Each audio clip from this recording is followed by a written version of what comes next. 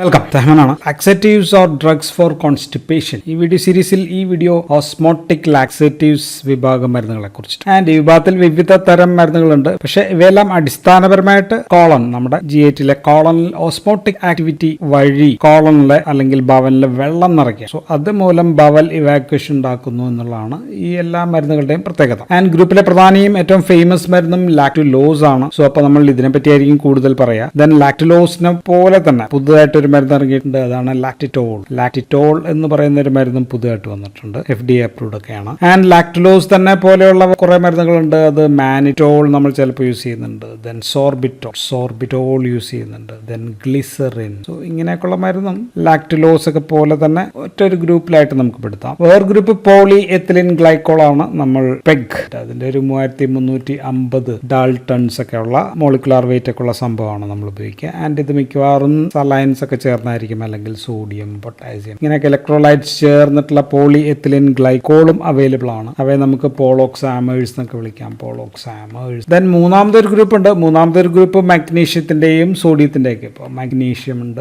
Then സോഡിയത്തിന്റെയൊക്കെ സോൾട്ടുകളാണ്. നമുക്ക് sodium സോൾട്ടുകളെ നമ്മൾ salines എന്നാണ് വിളിക്കുക. So saline purgatives, saline laxatives, so saline എന്ന് നമുക്ക് ഇതിനെ വിളിക്കാം. സോ മാഗ്നീഷ്യത്തിന്റെ മാഗ്നീഷ്യം സൾഫേറ്റ് ഉണ്ട്, നമുക്കറിയാം അതിന്റെ പേര് എപ്സം സോൾട്ട് എന്നാണ്. ദെൻ മാഗ്നീഷ്യം ഹൈഡ്രോക്സൈഡ് ഉണ്ട്. ഹൈഡ്രോക്സൈഡിനെ നമ്മൾ മിൽക്ക് ഓഫ് മഗ്നീഷ്യ എന്ന് വിളിക്കും. ആന്റാസിഡിക് ആയിട്ട് ആക്ട് ചെയ്യുന്ന മരുന്നുകൾ കൂടിയാണ്. ദെൻ സോഡിയത്തിന്റെ ഫോസ്ഫേറ്റ് ഉണ്ട്, സോഡിയം സൾഫേറ്റ് ഉണ്ട്.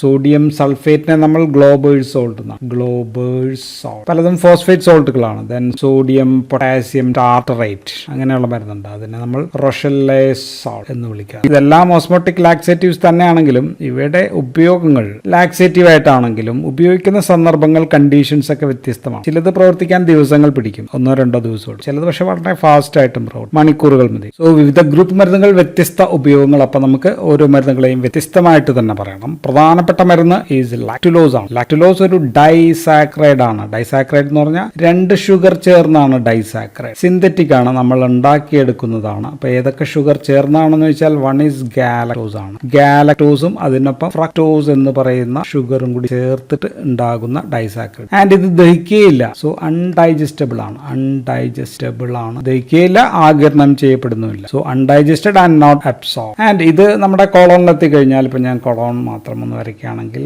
കൊളോൺ ഇങ്ങനെ വരയ്ക്കുകയാണെങ്കിൽ, കൊളോണിൽ എത്തിക്കഴിഞ്ഞ് കഴിഞ്ഞാൽ ഓക്കെ, നമ്മുടെ വൻകുടലിലൊക്കെ എത്തിക്കഴിയുമ്പോൾ ഇത് ബാക്ടീരിയൽ ഫ്ലോറ, അവിടെയുള്ള ബാക്ടീരിയ ആ ഫ്ലോറയുടെ സഹായത്തോടു കൂടി ബ്രേക്ക് ഡൗൺ ചെയ്തിട്ട് സ്മോൾ ചെയിൻ ഫാറ്റി ആസിഡ് ഒക്കെ ആവുന്നുണ്ട്. ഇതല്ലാതെ ഈ സംഭവം ഇവിടെ ആദ്യം എത്തുമ്പോഴത്തേക്കും ഇത് അതിന്റെ ഓസ്മോട്ടിക് ആക്ടിവിറ്റി, ഇതിന് ഓസ്മോട്ടിക് ആക്ടിവിറ്റി ഉണ്ട്. നമുക്കറിയാം, പഞ്ചസാര എവിടെയെങ്കിലും ഇരുന്നാൽ വെള്ളം നിറയും അല്ലെ, പഞ്ചസാര കുടിക്കുന്നതിന് ഉപ്പ് നിന്നൊക്കെ വെള്ളം നിറയുന്നത് അത് ഓസ്മോട്ടിക് ആക്ടിവിറ്റി മൂലമാണ്. സോ കുടലിൽ നിന്ന് വെള്ളം ആഗിരണം ചെയ്യും. സോ ഇത് വെള്ളം ആഗിരണം ചെയ്ത് ഇതിവിടെ വീറും. ആൻഡ് കുടലിൽ ഈ ഭാഗത്തും ഇപ്പൊ ധാരാളം വെള്ളം നിറയും. So increased or excess water in the column. So അതുമൂലം എന്ത് പറ്റും, ഇവിടെ സ്റ്റൂൾ കിടക്കുന്നുണ്ടെങ്കിൽ അത് സോഫ്റ്റ് ആകും. ആൻഡ് മാത്രമല്ല, അമിതമായിട്ട് വെള്ളം വരുമ്പോൾ കുടലിന്റെ ഭിത്തി സ്ട്രെച്ച് ആകും.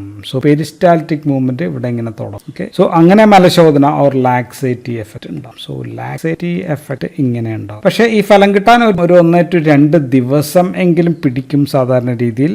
ആൻഡ് അപ്പോൾ ഇത് നമുക്ക് എവിടെ ഉപയോഗിക്കാം? അപ്പോൾ ഇത് നമുക്ക് ക്രോണിക് കോൺസ്റ്റിപ്പേഷൻ, ദീർഘനാളായിട്ടുള്ള കോൺസ്റ്റിപ്പേഷൻ, മലബന്ധത്തിൽ നമുക്ക് ഉപയോഗിക്കാം. ആൻഡ് രണ്ടാമത് നമ്മൾ പറഞ്ഞ മരുന്ന് ലാക്റ്റിറ്റോൾ എന്ന് പറയുന്ന മരുന്നും ഇതേപോലെയുള്ള സംഭവമാണ്. ഡൈസാക്രൈഡ് ഷുഗർ ആൽക്കഹോൾ ആണ്. ആൻഡ് ക്രോണിക് കോൺസ്റ്റിപ്പേഷനിൽ തന്നെയാണ് ഉപയോഗിക്കുക. സോ ഇതാണ് ഈ മരുന്നിന്റെ ഒരു ഉപയോഗം. ഇനി കുടൽ വെച്ചിട്ട് ബാക്ടീരിയയുടെ സഹായത്തോടു കൂടി സ്മോൾ ചെയിൻ ഫാറ്റി ആസിഡ്സ് ഉണ്ടാകുന്നു എന്ന് നമ്മൾ പറഞ്ഞു. ഉദാഹരണത്തിന് അസറ്റിക് ആസിഡ് ആകാം, ഫോർമിക് ആസിഡ് ആകാം, ലാക്റ്റിക് ആസിഡോ ഇങ്ങനെയൊക്കെ എന്തെങ്കിലുമൊക്കെ ഉണ്ടായെന്ന് വിചാരിക്കുക. ആൻഡ് ഈ സംഭവങ്ങൾ ഇതിന്റെ H+ ആയോണ്ട് പുറത്തേക്ക് വിട്ടിട്ട് അതൊക്കെ അസറ്റേറ്റ് അല്ലെങ്കിൽ അങ്ങനെയൊക്കെ സംഭവങ്ങളായിട്ട് മാറും. സോ H+ എന്ന് പറഞ്ഞു കഴിഞ്ഞാൽ അത് പ്രോട്ടോൺ ആണ്. സോ H+ പുറത്തേക്ക് വിടുമ്പോൾ ഈ കൊളോണിക് ഇവിടെ ഇതിനകത്ത് pH കുറയും. H+ ആണ്, അപ്പോൾ pH വിൽ ഡിക്രീസ്, ഓർ നമുക്കതിന് ആസിഡിക് pH ഉണ്ടാകുന്നു എന്ന് നമുക്ക്. സോ ബാക്ടീരിയയുടെ സഹായത്തോടു കൂടി വർക്ക് ചെയ്യുമ്പോഴത്തേക്കും ആസിഡിക് pH ഉണ്ടാകുന്നു. സോ ഈ പ്രോട്ടോൺ നമ്മുടെ ശരീരത്തിൽ ഉണ്ടായിട്ടുള്ള അമോണിയമായിട്ട് മാറും. സോ കോളനിക് ബാക്ടീരിയ വഴിയോ അല്ലെങ്കിൽ മറ്റു രീതിയിലൊക്കെ ഉണ്ടായിട്ടുള്ള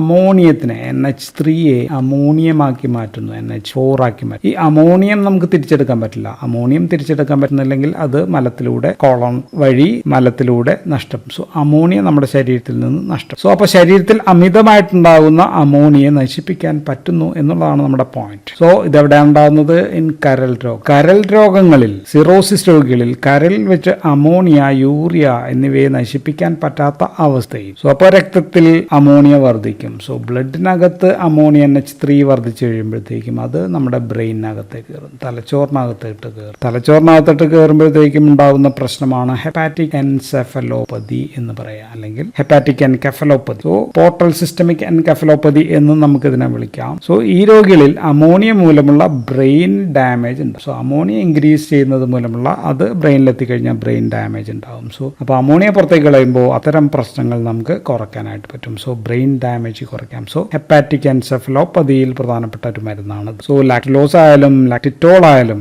രണ്ടാമത്തെ അപ്പോൾ ഉപയോഗം ഇതാണ്. ഹെപ്പാറ്റിക് എൻസെഫലോപ്പതി എന്ന് നമുക്ക് പറയാം, അതിൽ ഉപയോഗിക്കാം. So used in liver failure and hepatic encephalopathy conditions. പക്ഷേ ഇതിനപ്പോൾ ഡോസ് കുറച്ച് കൂടുതൽ വേണ്ടി വരും എന്നുള്ളതാണ്. ഡോസ് കൂടുതൽ കൊടുക്കണം. മരുന്ന് ലാക്ടലോസ് പ്രധാനമായിട്ടും കുപ്പിമരുന്നാണ് നമ്മൾക്ക് കിട്ടുക. കുപ്പിമരുന്നായിട്ട് കിട്ടുന്ന പ്രധാനം ഇപ്പോൾ സൊല്യൂഷൻ ഡുഫലാക് ഉണ്ട്, ലൂസ് ഉണ്ട്, MT ഉണ്ട്, ക്രിസ്റ്റലോസ്, എനിലോസ്, അങ്ങനെ പല പേരിലും നമുക്ക് ലാക്ടലോസ് കിട്ടും. ലാക്റ്റിറ്റോൾ കിട്ടുന്നത് MT ലോക്ക് അല്ലെങ്കിൽ ലിവോ ലോക്ക് അങ്ങനെയൊക്കെ പേരിലാണ്. സോ സൊല്യൂഷനാണ്, കുപ്പിമരുന്നാണ്. ആൻഡ് ഈ മരുന്ന് അല്ലാതെ പൊടിയായിട്ടും കിട്ടും, പൗഡറായിട്ടും കിട്ടുന്നുണ്ട്. സോ അത് വെള്ളത്തിൽ അലിയിച്ച് കഴിക്കും. ഇപ്പോൾ 15 ml liquid is equal to 10 gram പൊടിയാണ്. സോ 10 ഗ്രാം ലാക്ടലോസ് ആണ് 15 ml ഉണ്ടാവുക സാധാരണ രീതിയിൽ. അപ്പോൾ നമ്മൾ സാധാരണ രീതിയിൽ മലബന്ധത്തിന് കഴിക്കുക 15 to 30 ml ആണ്. 15 to 30 ml ദിവസം ഒരു നേരം മതി സാധാരണ രീതിയിൽ കഴിക്കുക. എങ്കിൽ നമുക്ക് പറയുമ്പോൾ 60 ml വരെയൊക്കെ നമുക്ക് ദിവസം കഴിക്കാം. സോ നിർദ്ദേശിച്ച അളവിലാണ് നമുക്ക് ഓരോരുത്തരും കഴിക്കേണ്ടത്. അപ്പോൾ ഹെപ്പാറ്റിക് എൻസെഫലോപ്പതിയിൽ നമുക്ക് ഉയർന്ന ഡോസ് വേണമെന്ന് പറഞ്ഞു. അപ്പോൾ 30 to 45 ml ഒരു നേരം പോരാ. നമ്മൾ 3 to 4 തവണ, സാധാരണ 3 തവണയൊക്കെ ആയിരിക്കാം, എങ്കിലും 3 to 4 തവണ അമോണിയയുടെ അളവൊക്കെ അനുസരിച്ചിട്ട് ദിവസം നമുക്ക് ഉപയോഗിക്കാം. ഇനി ലാക്ടലോസ് അബോധാവസ്ഥയിൽ കിടക്കുന്ന രോഗിയാണെന്ന് വെച്ചാൽ ഹെപ്പാറ്റിക് എൻസെഫലോപ്പതി വന്ന് അമോണിയ ബ്രെയിനകത്ത് വന്നു ആളബോധാവസ്ഥയിലാണെങ്കിൽ അപ്പോൾ നമുക്ക് ചിലപ്പോൾ എനിമയായിട്ടൊക്കെ ആയിരിക്കും കൊടുക്കുക. അപ്പോഴും അമോണിയ കുറയും. ആൻഡ് ലാക്റ്റിറ്റോൾ ഞാൻ പറഞ്ഞു ഇതേ ഉപയോഗമുണ്ട് ക്രോണിക് ഇഡിയോപ്പതിക് കോൺസ്റ്റിപ്പേഷനിലാണ്. പക്ഷേ ഈ ഡ്രഗ് അപ്രൂവ്ഡ് ആയിട്ടുള്ളത് ദിവസം 20 ഗ്രാം വരെയൊക്കെയാണ് ഇതിന്റെ ഡോസ് പറയുന്നത്. ആൻഡ് ലാക്റ്റിറ്റോൾ എന്തുകൊണ്ട് വന്നു എന്ന് വെച്ചാൽ ഈ ലാക്ടലോസിനേക്കാൾ കുറേയും കൂടി പേഷ്യന്റ് അക്സെപ്റ്റബിലിറ്റി ഇതിനാണ്. ആണ് ആർക്കുള്ളത്? ലാക്റ്റിറ്റോളിന് കൂടുതലായിട്ടുള്ളത്. ഇതിന് കുറച്ചും കൂടി മെച്ചപ്പെട്ട രുചിയുമൊക്കെ, അതാണ് കുറച്ചും കൂടി നല്ലത്. ഇതിന് രുചിയൊക്കെ ഉണ്ട്, പക്ഷെ അതിനേക്കാൾ നല്ലതും പേഷ്യന്റ് രോഗിക്ക് ഇഷ്ടപ്പെട്ടണല്ലോ മരുന്ന് കഴിക്കാൻ പറഞ്ഞു കഴിഞ്ഞാൽ. മാത്രമല്ല സൈഡ് എഫക്ട്സ് എന്തൊക്കെയാണ് ഉണ്ടാവുക? സാധാരണ രീതിയിൽ ഫ്ലാറ്റുലൻസ്, വയറിൽ ഗ്യാസ് കയറുക, അബ്ഡോമിനൽ ഡിസ്റ്റൻഷൻ, ബ്ലോട്ടിങ്, ഡയറിയ. സോ ഇങ്ങനെയൊക്കെ ഉള്ളതാണ് സാധാരണ ഉള്ള കണ്ടീഷൻസ്. ആൻഡ് അതാണെങ്കിൽ കുറച്ച് കുറവാണ് ആർക്ക്? ലാക്റ്റിറ്റോളിന്. സോ ഈ ചെറിയ വ്യത്യാസങ്ങളാണ്, പക്ഷേ പേഷ്യന്റ് അക്സെപ്റ്റബിലിറ്റി മെച്ചമായതുകൊണ്ടാണ് lactitol is also approved. And സാധാരണ ദോഷഫലങ്ങൾ ഞാൻ പറഞ്ഞു. ഇനി ദോഷഫലങ്ങൾ ഉണ്ടാവണമെങ്കിൽ തുടർച്ചയായിട്ട് ദീർഘനാൾ, ഇപ്പോൾ ഒരു 6 മാസത്തിലധികമൊക്കെ തുടർച്ചയായിട്ട് കഴിക്കുകയാണെങ്കിൽ അങ്ങനെയുള്ള ആൾക്കാരിൽ ഇപ്പോൾ സോഡിയം, പൊട്ടാസ്യം ഇങ്ങനെയൊക്കെയുള്ള സംഭവങ്ങൾ നഷ്ടപ്പെടും. അതിനെ നമ്മൾ ഇലക്ട്രോലൈറ്റ് ലോസ് എന്നാണ് പറയുക. അപ്പോൾ അളവുകൾ നമ്മൾ ശ്രദ്ധിക്കണം. ദെൻ ശരീരത്തിലെ ജലാംശം ശ്രദ്ധിക്കണം. ജലം കുറയും, കാരണം വയറ്റിൽ നിന്ന് ഇങ്ങനെ പോയിക്കൊണ്ടിരിക്കും ഫ്ലൂയിഡായിട്ട് പോകുമ്പോഴത്തേക്ക്. അപ്പോൾ ധാരാളം വെള്ളം കുടിക്കുക, മരുന്നിനൊപ്പം നമ്മൾ കുടിക്കണം. അതിനുശേഷവും ഒക്കെ നമ്മൾ ധാരാളം വെള്ളം കുടിക്കണം. ദെൻ കഴിക്കാൻ പാടില്ലാത്തവർ ബവലിൽ എന്തെങ്കിലും ഒബ്സ്ട്രക്ഷൻ ഉണ്ട്, തടസ്സമുള്ള ആൾക്കാർ കഴിക്കാൻ പാടില്ല. അപ്പൻഡിസൈറ്റിസ് അങ്ങനെയുള്ള രോഗമുള്ള ആൾക്കാർ കഴിക്കാൻ പാടില്ല. ഡീഹൈഡ്രേഷൻ ഓൾറെഡി ഉണ്ടെങ്കിൽ കഴിക്കാൻ പാടില്ല. ഇലക്ട്രോലൈറ്റ് ഡിസ്റ്റർബൻസസും നേരത്തെ ഉള്ള ആൾക്കാരും ഒഴിവാക്കും. സോ സേഫ് മരുന്നുകളാണ്. ഗർഭിണികളിലും കുട്ടികളിലും ഒക്കെ കൊടുക്കാൻ, വളരെ ചെറിയ കുട്ടികളിലൊക്കെ കൊടുക്കുന്ന മരുന്നാണ്. സോ കുട്ടികളിൽ അളവ് കുറവായിരിക്കും, സാധാരണ 2.5 ml to 10 ml വരെയൊക്കെ ആയിരിക്കും പിള്ളേരിൽ കൊടുക്കുക.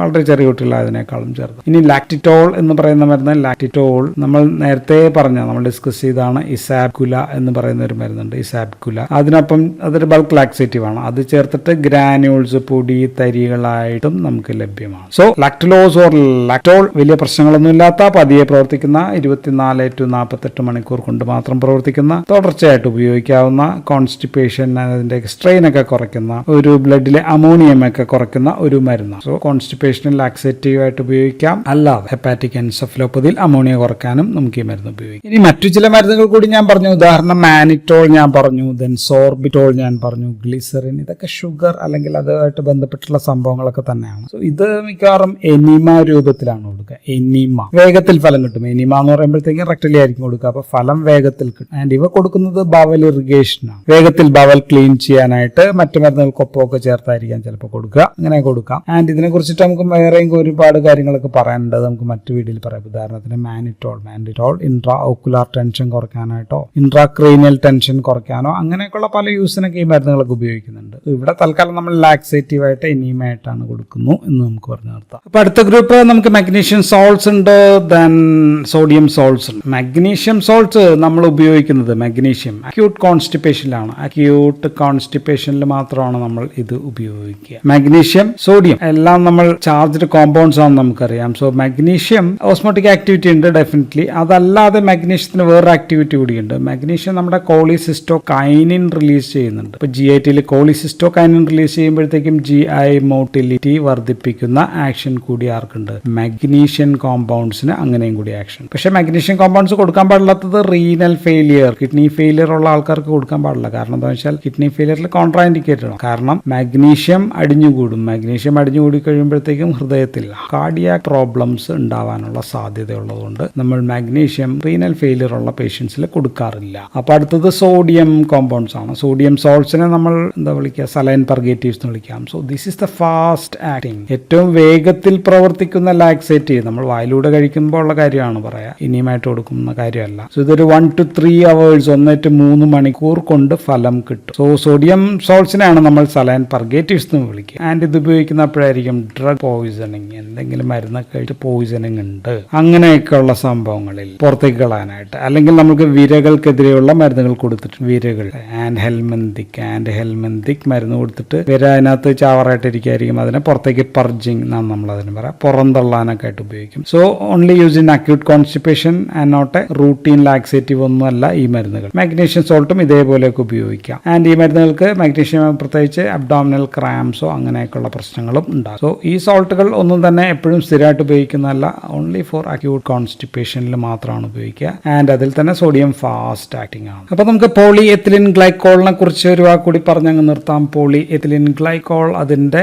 3350 ഇത്രയും ഡാൾട്ടൺസ് ഒക്കെ മോളിക്കുലാർ വെയിറ്റ് ഉള്ളതായിരിക്കും നമ്മൾ ഉപയോഗിക്കും. ആൻഡ് മിക്കവാറും ഇത് ഒരുമിച്ചല്ല, ഒറ്റയ്ക്കല്ല. ആൻഡ് ഇതിന്റെ കൂടെ മിക്കവാറും ഇലക്ട്രോലൈറ്റ്സ്, സോഡിയം, പൊട്ടാസ്യം ഒക്കെ ചേർത്തിട്ടായിരിക്കും ഉപയോഗിക്കുക. കാരണം ശരീരത്തിലെ ജലാംശം അല്ലെങ്കിൽ ഇലക്ട്രോലൈറ്റ്സ് ഒക്കെ നഷ്ടപ്പെടാതിരിക്കാനാണ്. ആൻഡ് ഇത് കൊടുക്കുമ്പോൾ ധാരാളം വെള്ളം ചേർത്ത് വേണം കഴിക്കാൻ. ആൻഡ് ഇതിന്റെ ഫലം കിട്ടാൻ ഒരു 1 to 4 days ഒക്കെ. ആൻഡ് ഒരു 34 gram വരെയൊക്കെയാണ് ഇത് കൊടുക്കുക. ഒരു 8 ounce വെള്ളമൊക്കെ ഇതിന്റെ ഒപ്പം കഴിക്കേണ്ടി വരും. ആൻഡ് ഇത് സാധാരണ ഉപയോഗിക്കുന്ന ബവൽ പ്രിപ്പറേഷൻസിനൊക്കെ വേണ്ടി ഉപയോഗിക്കാനാണ് നമ്മൾ പോളിയെത്തിലീൻ ഗ്ലൈക്കോൾ ചേർന്ന സംഭവങ്ങൾ നമ്മൾ ഉപയോഗിക്കുകയാണെങ്കിൽ ഉപയോഗിക്കും. So that's all about osmotic laxative. So thank you for watching.